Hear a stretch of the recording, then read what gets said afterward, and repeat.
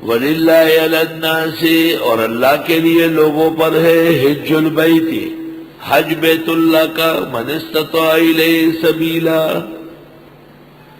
جو کوئی طاقت رکھتا ہو وہاں تک راستے کی۔ وَلِلَّهِ عَلَى النَّاسِ حج البیت سے حج فرض ہو گیا ہے، من استطاع الیہ سبیلا سے زاد سفر کا موجود ہونا ضروری ہو گیا۔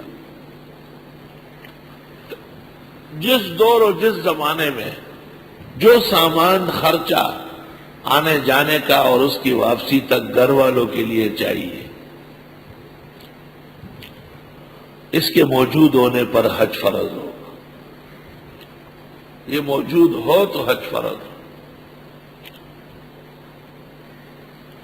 اور حدیث میں ہے جس پر حج فرض ہوا اور اس نے نہیں کیا، فَلْيَمُتْ يَهُودِيًّا اَوْ نَصْرَانِيًّا اَوْ مَجُوسِيًّا، وہ یہودی موت مرے، عیسائی موت مرے، مجوسی موت مرے، مسلمان موت نہیں مرے۔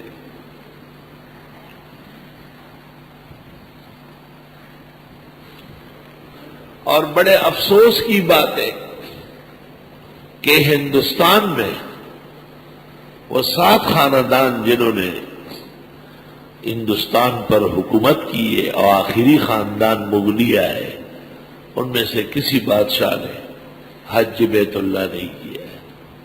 خرچہ بیچتے تھے، قالین ڈلواتے تھے، 400 آدمی اورنگزیب اپنے شاہی خرچے پر خواجہ باقی باللہ اور مجدد کی نگرانی میں بیچتے تھے، خود نہیں جاتے تھے، کیونکہ 6 مہینے اور سال بھر لگتا تھا، 2 سال حج میں لگتے تھے، سلطنت جانے کا اندیشہ۔ وہ تو ایسی سلطنت تھی، بادشاہ کہیں چلا گیا، واپس آیا، ایک اور بادشاہ کے بیٹھا ہوا۔ بریلی اور دیوبندی جیسے مسجد پہ قبضے کرتے، اس طرح اس زمانے میں رواج تھا۔ آخری قافلہ جب جا رہا تھا حج کے لیے، اس زمانے میں سمندری جہاز بمبئی سے جاتا تھا، کراچی مشہور نہیں تھی، تو اورنگزیب حاجیوں کو الوداع کرنے آیا تھا،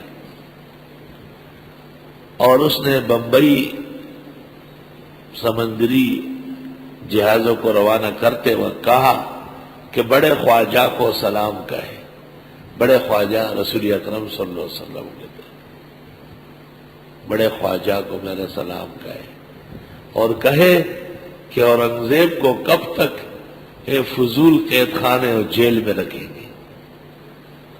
یہ ہندوستان کی اور ایران کی اور افغانستان کی سلطنت کا ہار میرے گلے میں ڈلا ہے، نہ چھوڑ سکتا ہو، نہ جان چھوٹ رہی ہے۔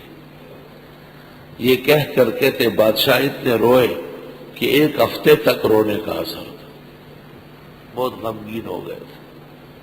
کہ بڑے خواجہ کو سلام کہے اور کہے کہ اللہ تعالیٰ سے کہے کہ مجھے کب تک اس جیل خانے میں رکھا جائے گا، مجھے بھی تو اس جیل و قید سے آزاد کروائے۔